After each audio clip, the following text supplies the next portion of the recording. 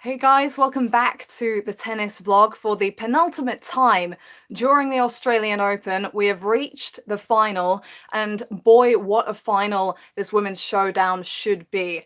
Naomi Osaka versus Jennifer Brady in the semi-finals at the US Open has to be one of the best tennis matches that I watched last year in terms of how both players were able to sustain their form on each side of the net and take each other the distance. There's a bit more pressure now with a Grand Slam title being on the line, but both of them have the level and the ability to make this a very interesting clash. So hope everyone will be watching, and it's time to break it down, look at the paths of each woman to the final, and have a look at the things that might be the key to who comes out on top. So we're going to start, as we always do, by having a look at each player individually, seeing the players they've come past, and paying particular attention to their semi-final matchups and what went well and not so well on those occasions, because the most recent match is going to give us the best idea of who's likely to come out on top. Not great that I already need a drink. Okay, here we go then. Jennifer Brady is the lower ranked player here. She's also in her debut Grand Slam final. Naomi Osaka, the younger player at 23, is the old timer here. She's already got 3 major titles under her belt. Going for a 4th, is 3 of 3 in Grand Slam finals, so that's a very difficult record to overturn. But Brady comes in as the underdog, and if she plays with that mentality, she should be better able to take this in her stride. So she opened against, I'm going right back to the beginning, nearly a fortnight ago, Bolsova Zdoinov in the first round. Now, in her opening matches, Brady did have a softer draw compared to a lot of players. However, she did manage to come through it comprehensively. So over Bolsova Zdoinov, it was 6-1, 6-3, then 6-1, 6-2 over Madison Brangle, and then in the third round over Kaya Juvan, it was 6-1, 6-3 to take her into the 4th round, where she faced her first seeded opponent in Donna Vekic, who'd had a very good win over Kaya Kanepi, who took out the defending champion Sofia Kenin. So that was likely to be Brady's first big test, and she passed it with flying colours, 6-1, 7-5. Vekic a little bit physically hampered there, I think, with some kind of injury, but Brady able to come out on top, utilize the pace. Anyone that watches Jen Brady knows the big ball that she's capable of hitting, and anyone that's been watching the Australian Open knows that the conditions have been faster this year, the pace really taking the ball, and that's something that Brady can utilize, particularly off her forehand wing. And with the topspin that she gets on the ball as well, it gives her a good margin for error while she's going for those big shots and enables her to get on the front foot convincingly. We'll see how that could be an issue though as well when we take a look at the semi-final. Before that, the quarter-final against Jessica Pegula, her good friend. So I wasn't sure if Brady would come through that one just because of the familiarity that Pegula has with her, the way that kind of levels out the playing field a bit. You had on the one side Brady with her power and her offensive tennis and her consistent play, and on the other hand you had Pegula, who has such brilliant timing on the ball, isn't averse to coming up to the net as well, and she has great hands and great skill there. That's not something you see so much from Brady. She'll be sticking to the baseline as much as she possibly can, but Pegula able to mix it up, got the first set, but Brady came through the second 2 convincingly. So that was 4-6, 6-2, 6-1 for Brady. And then the semi-final was a tough affair, not least the final service game, in which she had to save multiple break-back points before eventually getting across the line. And she led 2-15 in that game, so big ups to Brady for having the mentality to survive that tight encounter. And to be honest, watching the match back, Brady never really looked secure in that clash, and it just goes to show why it was such a tough one to predict. You've got Brady, who can, on her day, blow anyone off the court, but you've also got Makova, who is almost like a lesser developed Ashley Barty, should we say, and Barty obviously the player she beat in the quarters, the slice that she can throw in to change up the momentum, the way she is so comfortable and confident moving up the court and has great touch and feel when she gets there. She was able to draw some errors from Brady with that. Now, I thought Brady started off the clash in stunning fashion, absolutely took the game to Makova, got on top of her, and if you watch those first two games, you would have been thinking, how on earth does the Czech have a chance here? Because Brady absolutely got on top of the ball. But the thing with Brady is that when she's trying to play with so much pace and trying to utilize these conditions, she can let it run away from her, and she did let it run away with her on more than one occasion there. From being a breakup, she was overhitting, she was missing forehands and backhands, she was missing returns, and really she edged that opening set just by finding the big serves when she needed them. At 4-all, I think she was love 30 down on her serve and was able to get the big service bombs and hold a consistency in the rally. But she did break on a double fault at 30-40 for that set, so it was very slim margins. And despite having come through that tight moment, she didn't really get going again at the beginning of the second. She went down the early break, and as much as she did well to hold on to her service games from there, it was too little too late, because once Makova had that advantage, she herself was not conceding much on the serve. And this is where Makova was a very difficult matchup for Brady, because with the way she likes to move in and try and keeps the points shorter, and with the way she can stretch Brady out and also mix it up during the rallies, Brady's not getting much rhythm. Another issue for Brady was the fact that Makova smartly knew when to ease off a bit. She's a player that can hit a nice, flat, penetrating shot, but I felt that she was holding back a bit at times because she knew that Brady would feel the pressure to generate the pace herself and would overhit as a result. And that was happening time and time again for Brady, to a point where it became quite concerning. When Makova took that second set, it was pretty much anyone's match. And Makova just played a poor service game, really, at 1-all in the third set.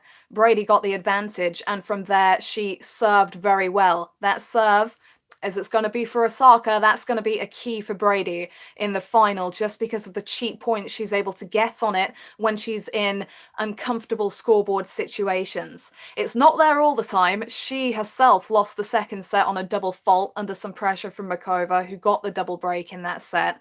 But she did very well, I felt, playing with a lead in that deciding set, Brady, and I think she'll back herself in the final, especially given she's 2-1 up on the head-to-head with Osaka, which we'll get to in a bit, and she obviously kept it so close in New York. She knows that she has the game to take it to Osaka, but there was cause for concern for me regarding Brady in that match, because, as I've said, on her day, timing the ball right, she can blow pretty much anyone off that court, but the timing was an issue for her, particularly when Makova eased up and she had to step in and step up and go for it. Also, I didn't feel like she was taking enough advantage of second serves, and with Osaka's low first serve percentages throughout this tournament, that is going to be a key and maybe the only opening for her in the final. So that's the road that Brady's taken. A swift start for her, but a set dropped in each of her last two matches. Osaka is not here without having dropped a set, and actually has been closer to the brink than Brady, because she found herself double match point down to Garbine Muguruza in the fourth round. But since then, she has looked pretty impressive. So it was an impressive start for Osaka from the first round. Didn't drop a set in wins over Pavlyuchenkova, Garcia, and Jabeur, the first seed. She faced the number 27 seed in the third round. Interestingly, Osaka, despite having fairly low first serve percentages, she was avoiding sticky situations. In that second round match against Garcia, she didn't even face a break point. And that has been a key for Osaka throughout this tournament. The fact that her highest level isn't always there, but it generally is there in the pressure moments, whether those moments are facing a break point or maybe it's coming out on the right side of a rally in the middle of a tight game. Those are the kind of points that Osaka is able to bring her best out of the bag for. And that's the kind of tennis that wins you major titles. It's not a wonder that she's got 3. So she came through the first 3 rounds in straight sets, and then had that tricky matchup with Muguruza in the fourth round. Muguruza, the number 14 seed, finalist last year, so we knew the kind of quality she was going to be able to bring. And this was a big baseline power battle and some super quality hitting. That final set, I've said it in a couple of the videos, I think, really high quality and points being won as opposed to lost. Muguruza, with her big, powerful forehands, backhands, generating great depth and making Osaka really have to be sharp on her feet and sharp with her timing. She had to pick up a lot of balls basically off the floor, and she had to really think her way through that match. She used the angles very well in the rallies, but it was about that big serve when she was under pressure. It was 3-5 where she was down facing double match point at 15-40, fired an ace, won a longer rally, and it was all her way from there. She rode the momentum to the finish line. And after she won that match, it was going to be very difficult for me to see anyone beating Osaka just because of her Grand Slam mentality. If we rewind way back to the beginning of this tournament, my picks at the beginning were Novak Djokovic and Naomi Osaka.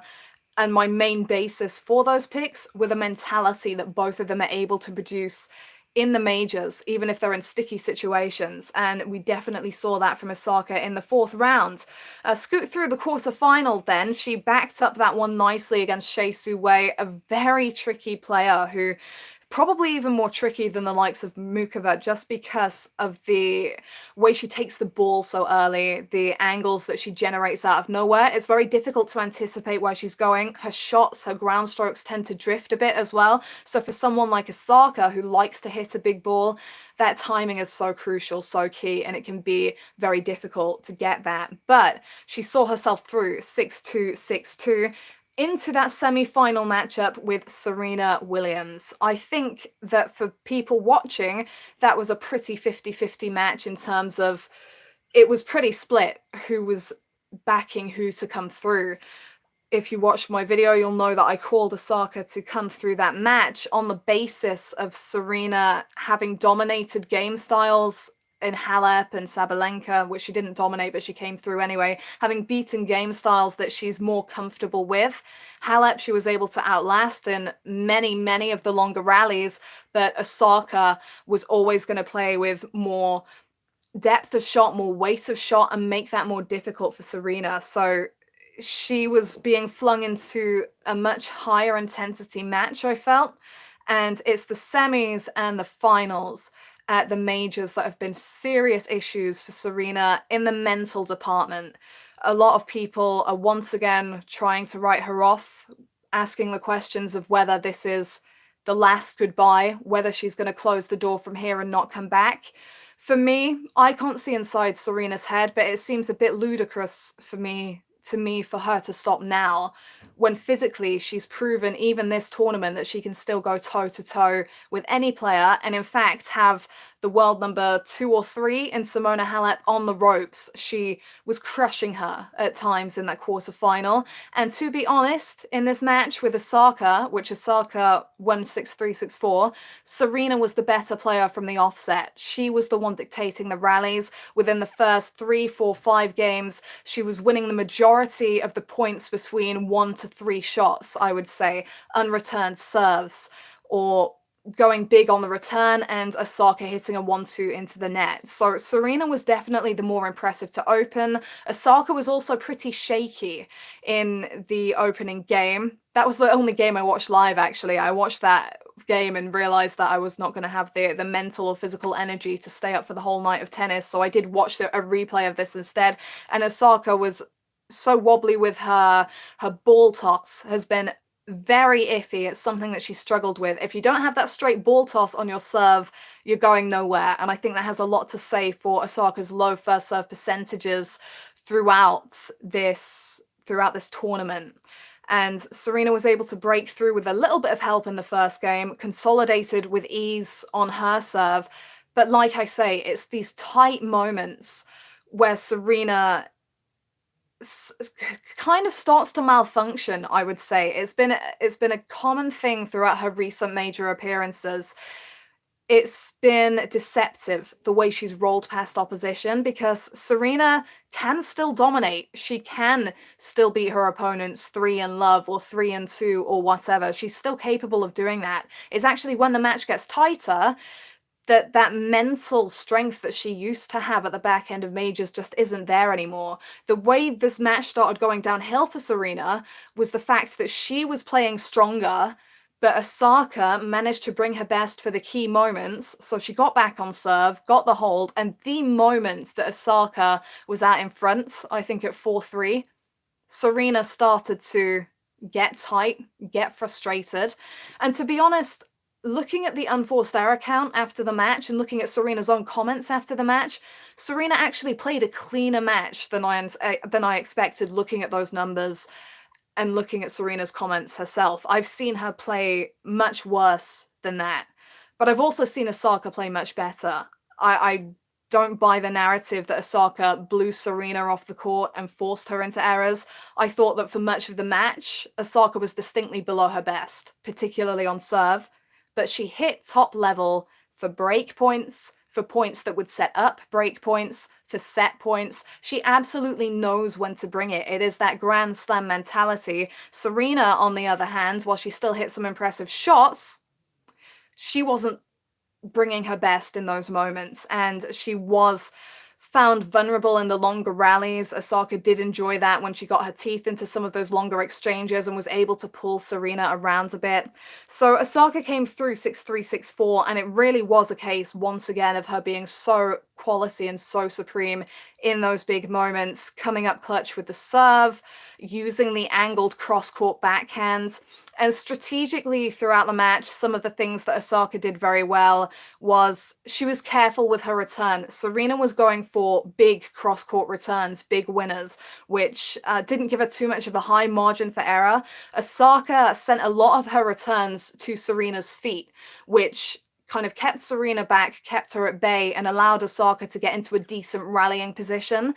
She also wasn't afraid to hit with Serena. So a lot of the time with big power players, you see them like to use the length of the court. Osaka was keeping the ball central in a lot of rallies just to keep Serena back and ensure that she would get the first look at changing up the rally, putting the angle in play, and that gave her control of the exchanges. So I thought she did that very well. And it was a case of being careful more than being flashy and impressive. Serena would go for the big 1-2 winners and made a lot of unforced errors as a result. Osaka would tend to go back behind on her 1-2 punches and then finish with an easier third shot into the open court. It's those kind of slight tactical differences that ultimately made a big difference. And it just shows, again, Osaka's great tennis IQ, and ultimately, even if there are nerves in places, her great head for the moment. So, in a way, not her most impressive tennis, but if on the other side of the coin, very impressive the way she was able to bring it when it mattered. And that's something that Brady's been able to do throughout the tournament as well. She's had dips and rises, but has so far always managed to be there for the points that really matter. That's why she's here. That's why these two are facing off for, I believe, the fourth time, but they're first in a major final, which is the first final of the Grand Slam full stop for Brady. So we'll have a quick look at the head-to-head, and then we'll kind of match up these two and see what might go down. So heading into their New York semi, Brady was actually 2-love up in the head-to-head. She had her first win way back, though, in 2014 when Osaka was a kid. Sorry, it's up on that. I completely misread that, and I knew that as well because I knew there were 1-1 going into New York. Ignore what I just said. Brady got the 1 win in 2014. Osaka got the win in Charleston. Now, that was on a clay court of Charleston, so 6-4, 6-4 for Osaka there. But again, you know, all the matches have been tight. 6-4, 6-4 sets. Could have been more comprehensive, really. In the US Open, it was 7-6, 3-6, 6-3 in the favor of Osaka. I don't think you can tell just by looking at those final 2 sets how close this match was all the way down the wire. And it did come down to a literal handful of points. It's tough for me to remember everything that happens off the top of my head, but I do remember that the majority of the clash was power tennis from the top draw. These two just consistently taking it to each other, forcing each other to hit the extra shot, stretching each other's other out. In a similar way to what I said about Osaka and Muguruza in that final set, a lot of points being won as opposed to lost. What we've seen from Brady in her last couple of matches, particularly the last one, is a lot of unforced errors deciding the outcome, both from her and from Mukova. But in this match against Osaka, there were far more forced errors, and it was generally a very high standard. I do remember that Brady's failure to attack a couple of second serves potentially cost her quite a lot in this one. In the first set, the only break point that she had, she attacked a cross-court backhand second serve return and sent it into the net. And a very similar thing happened at a key moment in the third set when she was down and had the ability to come back. And I mention that because that could be key looking at Osaka's service numbers. Osaka is the front runner here. She's the favorite, probably quite heavily, I would suggest that she's the favorite to come through this based on her experience, based on her form so far at the tournament. But the opening for Brady here, aside from a potential mental crumble from Osaka because of the situation, is that first serve percentage. Let's have a look at some of these percentages from the semis for Osaka and Brady. So Osaka only landed 45% of her first serves. Brady, fractionally more, but only 50. So you can see how these two are big power players and really going for those first deliveries. The numbers of serves won, though, first serves won is pretty different. Osaka 85%. So even though she's not landing as many first serves, she's winning of the majority of the ones she puts in play. Brady's 69% win would look more impressive if it wasn't next to that 85% number from Osaka. So it already looks like Osaka is going to have more openings on the return, particularly when you go and you look at the amount of return points they won in those semi-finals as well. Osaka won 44% of her receiving points. Brady only won 25%. And that's a little bit concerning considering how many openings with unforced errors Mukova was giving her. Yeah, she served strongly, but there was still a lot of points that rolled by with Brady unable to even get the return in the court. And if she can't take advantage of those second serves from Osaka, I would be worried for her in this matchup. So that's something that she really needs to channel. Both of them similar in the break points department. Osaka converted 4 of her 4 breakpoint opportunities, another way where Serena was not able to respond in style when she was up against it. Brady converted 3 of 3 of hers.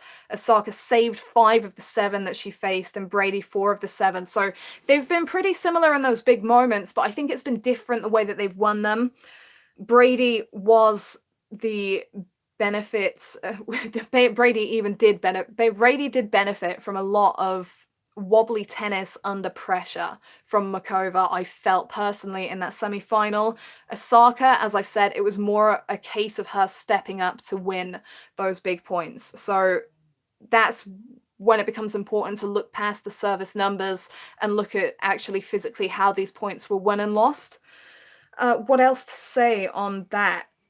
I think we can just kind of take a look now at how this final might play out then. So Brady, the less impressive of the two, I would say, coming into this, as well as she's played and as breathtaking as she can be on the front foot, and when she's finding her mark with that forehand, when she's got her positioning around the ball and has opened up the court, that is stunning. I worry about her because she's fluctuating. She has that sky-high level for a while, but she has dipped. There is reason to believe that she might ramp up the consistency because she will prefer the stylistic matchup of Osaka. Like I said, Mukova, Pegula, 2 players that aren't just going to rally with her from the baseline all day. They're able to change it up the rhythm, change up the momentum. Brady is a big hitter. She doesn't like that. We saw in her matchup with Osaka in New York how much she enjoyed going up against a fellow big baseliner. And that's why we saw so many big rallies, because these are 2 players that are really comfortable at the back of the court. If anyone's likely to mix it up a bit more, I would say it would be Osaka. I think she's probably more likely to venture up the court of her own accord unless Brady's hit a big first serve and is moving in to strike the 1-2 winner. But I think that we're going to see a lot of baseline action if both players are feeling it in this final, and it might come down to who can sustain. Osaka hasn't always hit her best level, but she's kind of kept neutral and above, whereas Brady has been quite up and down, and because of the way she likes to go for it, the unforced errors do tend to pile up for her, and that is something that would be problematic against Osaka, because you really can't afford to be giving her much. There is, however, some hope for Brady. And I make it sound like she's a massive underdog here. Maybe she is, maybe she isn't. In my head, she's not. She thoroughly deserves to be here, and she's shown that she has the tennis to beat Osaka. But you've got to take Osaka as the leader with her mentality, and I think it's interesting to note that the one player that Osaka dropped a set against and struggled against was Muguruza, who, out of the opponents that Osaka has faced so far, probably bears the most resemblance to Brady in the way that she strikes the ball, the forehand particularly, with a fair amount of topspin, and is able to generate a lot of pace. So it shows that Brady's game style can cause Osaka trouble, has caused Osaka trouble here. But I think the biggest question for this final really is, can Osaka keep up the mentality? Because if she can keep up that big moment mentality as well as Brady serves, it's going to be tough for her to break through, particularly because if they take each other to a tie break, you'd probably be favoring Osaka in that situation. So yeah, I think Brady will prefer this matchup, but I also think that it will probably take a mental crumble from Osaka for Brady to get across the line here. It's difficult to say, though, how it might play out mentally because Brady's the underdog. So does she come out really calm and really secure because she knows that Osaka's expected to win and is therefore kind of freer with the way she's timing the ball, more kind of instinctive with the way she's playing? Or does she feel the weight of the opportunity, given that she's pushed Osaka close so recently, and does she get tight under that? On the other hand, you have Osaka, who is 3 of 3 in Grand Slam finals. She's won every Grand Slam final that she's played. However, she's yet to be a heavy favourite going into a final. First one was up against Serena Williams. She won it in straights, but obviously Serena, it's going to be 50-50 or in Serena's favour. Then she had Petra Kvitova at the Australian Open when she won it 2 years ago, and Kvitova was in fire form. That was a high quality match, went down the wire in the third set, and Osaka's consistency won it out. And then once again against Azarenka at the US Open, Azarenka was the lower ranked player by some margin, but both of them had made the final of Cincy couple of weeks before, so both of them were in form, and that probably took a bit of pressure off Osaka's shoulders, knowing how well Azarenka was playing and that was acknowledged by other people. This is the first time where she's coming into a Grand Slam final heavily expected to win by status and by statistics, and it remains to be seen how she's actually going to handle that. But I'm going to give her the benefit of the doubt based on how she's handled herself so far and say that she can do it. There's a bit of a history with WTA players saving match point and winning the Australian Open. Angelique Kerber did it in 2016, saving match point against Misaki Doi round 1, went on to win the trophy. Li Na did it in 2014, saving match point against Lucy Safarova in the third round and going on to take the trophy over Shabulkova in the final. And I'm going to say that Osaka does it here. It's so difficult to write her off when she's come up so clutch on the brink. So I'm going to say Naomi Osaka to win this one. So it's then really a question for me of whether it's 2 or 3 sets. I feel that just because it's a Grand Slam and mentality will play a bit more of a part, it's a new situation for both players, with Brady having her first shot and Osaka being the heavy favourite. So I think it could have a mental impact on both sides of the net. And for that reason, I'm tempted to go 3 sets. If not, I'd be saying that Osaka has just been too good when it matters and should win this in straights. I feel like a bit of a wuss saying 3 sets because really I think Osaka should be winning in straights even if it's 2 tight sets. But with a Grand Slam final, you can just never tell what nerves are going to do. So I'll say Naomi Osaka, and just to give it a bit of breathing room, like the wuss I am, I'll say Osaka to win this title in 3 sets.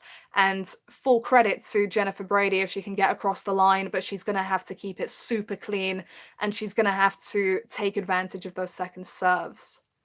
So I draw the line there. I don't know if this is longer than I'd usually do on a final preview, but a lot of people tuning in have seemed to like the longer upload, so I thought I'd give it the time of day. Thank you very much to everyone that's tuned in to watch, whether you're watching live or whether you're coming at a later date. At some point this will have processed and be uploaded on the channel. Leave a comment, let me know who you think is going to win, let me know what you thought of the tennis so far at the Australian Open. Really, if I'm being honest, it's been dips and rises of level at Melbourne this year, but what do you expect? They've had to do the quarantine, it's been a less than ideal preparation, and on that note, full credit to Jennifer Brady, because I think she did the hard quarantine prior to this, had a difficult loss prior to the event, and then came through to make this final. So full credit to her, and full credit to all 4 players, men's and women's side, that have made it to this stage. I will be back one more time tomorrow with the final preview for Novak Djokovic against Daniel Medvedev. What a match that could turn out to be. Join me then, but until that moment in time, enjoy the tennis, keep an eye on the final. Thank you for watching, and I'll see you next time.